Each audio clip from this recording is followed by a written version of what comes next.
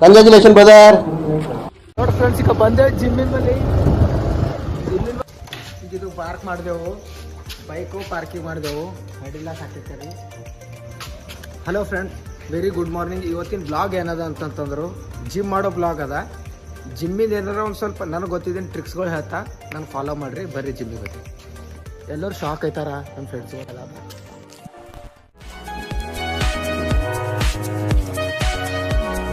ಬಿಟ್ಟು ಒಳಗೆ ಹೋಗ್ತಾ ಕಂಟಿನ್ಯೂ ಒಳಗೆ ಹೋಗಿ